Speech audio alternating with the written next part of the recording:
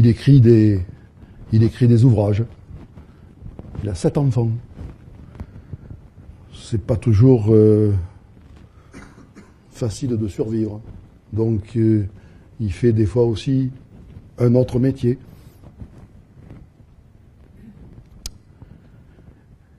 Et puis, il est quand même passionné d'enseignement. Et très souvent, le soir, devant sa maison, près de la rue des Teinturiers, il donne des cours. Comme ça. On appellerait ça de nos jours de la formation permanente, mais il fait des conférences, il donne des cours, et il y a des femmes qui assistent à ces cours, et à cette époque-là, c'était quand même pas monnaie courante. Donc, il est connu pour le développement de la pédagogie et de la culture scientifique. Et ça arrive aux oreilles de ce monsieur qui est ministre de l'instruction publique, Victor Duruy. Victor Duruy vient à Avignon, rencontre Jean-Henri Fabre, il découvre ce que fait Jean-Henri Fabre, et à partir de là, les affaires de Jean-Henri Fabre vont aller beaucoup mieux, parce que Victor Duruy va permettre la vente de tous les bouquins de Jean-Henri Fabre dans tous les collèges, dans les lycées. Au passage, c'est un des collaborateurs de Victor Duruy qui permettra l'accès des femmes au collège.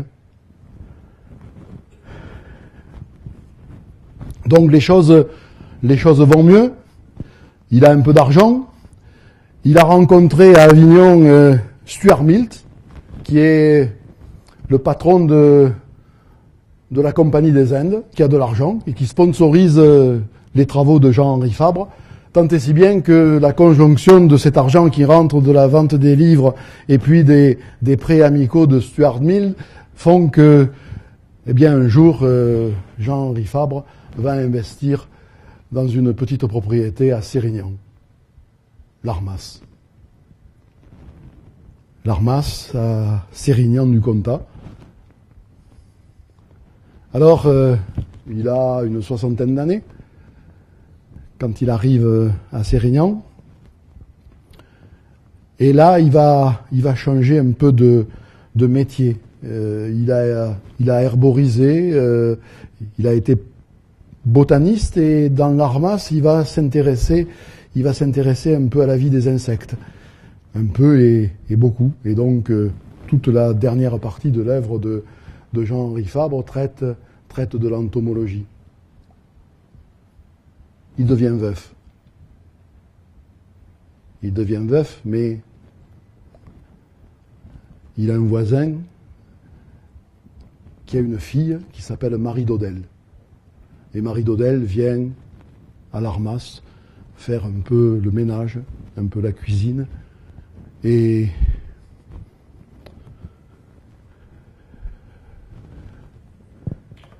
ce qui devait arriver arriva. Il va épouser Marie Dodel, qui est de 41 ans, sa cadette. Ils auront 3 enfants, et ça va couper Jean-Henri Fabre de la population de Sérignan. Parce que la fille Dodel avait d'autres prétendants que ce vieux monsieur-là. De quoi se mêle-t-il, celui-là? Et donc, après leur mariage, il y a un charivari. D'habitude, le charivari, c'est quand une veuve se remarie. Là, il y a un charivari qui va durer pendant 1 an. Tant et si bien que Jean-Henri Fabre ne sortira que très rarement de l'Armas. Il va rester cloîtré là, mais il est heureux. Et il va produire dans l'Armas les souvenirs entomologiques. Une œuvre colossale. Alors, en 35 ans de vie à Sérignan, il était allé moins d'une dizaine de fois au centre de la ville. Maintenant, il y est en statue. Et puis là, il y a la petite table. Alors, je ne résiste pas à vous lire quelques phrases des souvenirs entomologiques sur la petite table. Grande comme un mouchoir, occupée à droite par l'encrier, fiole d'un sou, à gauche par le cahier ouvert, Ma table de travail fournit tout juste la place nécessaire au maniement de la plume. J'aime ce petit meuble, l'une des premières acquisitions de mon jeune ménage. Cela se déplace aisément où l'on veut. Devant la fenêtre si le temps est obscur, dans un recoin d'éclairage discret si le soleil est importun. Cela permet en hiver l'intime voisinage du foyer où se consume la bûche. Et il termine. Tu passeras, ô ma vieille confidente, en des mains étrangères. Insoucieuse de ton passé, tu deviendras table de nuit, chargée de bols de tisane, jusqu'à ce que, décrépite, boiteuse, les reins cassés, tu sois mise en pièces pour alimenter un moment le feu sous une marmite de pommes de terre. Tu t'en iras en fumée rejoindre mon labeur, dans cette autre fumée, l'oubli, ultime repos de nos vaines agitations. Je ne sais pas ce que vous en pensez, mais je trouve que c'est pas mal écrit. C'est tellement bien écrit que son ami Le Gros, médecin tourangeau, va le convaincre de se présenter pour le prix Nobel de littérature. 1916. Eh bien, il ne l'aura pas. C'est Maurice Maeterlinck qui aura le prix Nobel de littérature. Mais on a toujours un grand plaisir à lire quelques pages de littérature comme celle-ci. Voilà le grand personnage de Sérignan. Alors Sérignan, c'est pas loin. Il y a un Armas qui se visite à partir de 15h30 et vous serez très bien reçus. Il y a des gens qui font un boulot assez extraordinaire pour la mémoire de ce scientifique. Alors, comme vous avez été sage, on va avoir un petit bonus. On va revenir à Marseille. Et là, je vais vous parler de la tradition de la métrologie marseillaise.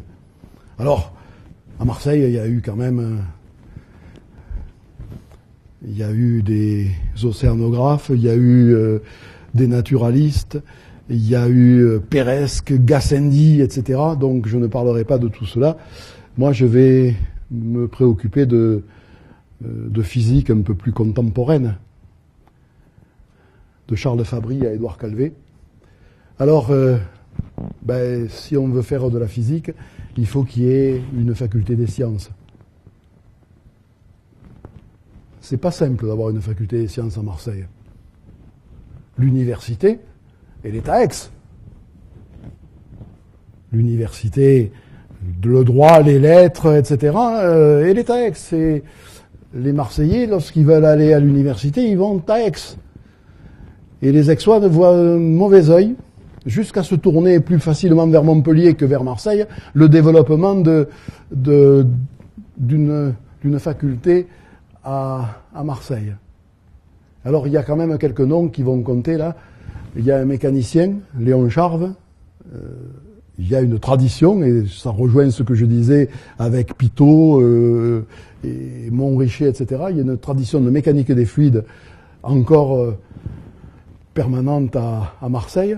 Il y a un chimiste, Léon Perdry, ils seront tous les trois là, et Paul Rivals, ils seront tous les trois doyens de la faculté de Marseille. Et c'est surtout au dernier, qui est un Toulousain, enfin proche de Toulouse, dans le Gers, c'est un Gersois. Il est venu à Marseille, il est chimiste, il développe la chimie industrielle autour du savon, de la soude de Solvay, etc., de la saponification. Et Paul Rivals va faire un travail assez extraordinaire pour qu'il y ait une faculté des sciences à Marseille. Et un jour où il reçoit le ministre Sarraut, il va lui dire ceci: les Méridionaux, et plus particulièrement les Marseillais, sont de grands calomniers. En réalité, on travaille beaucoup ici.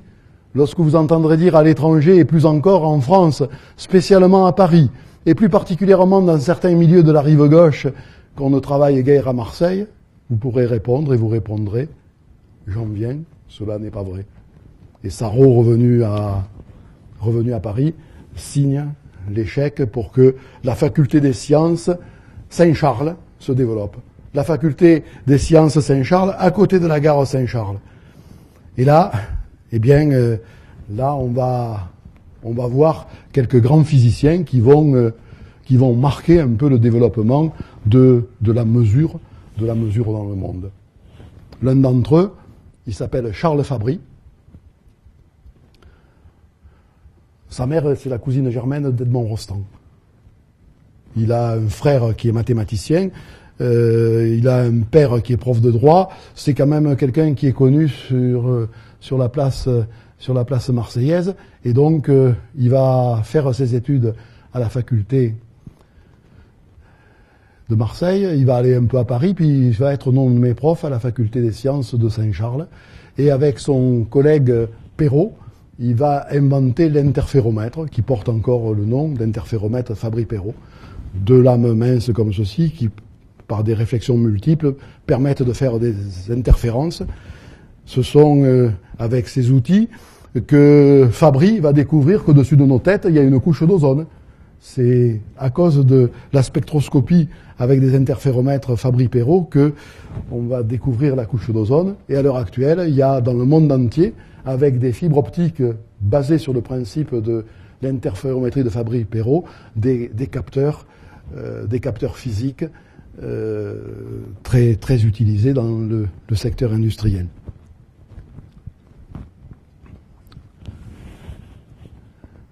Autre personnage de la mesure, Albertian. Malgré son nom, il est marseillais.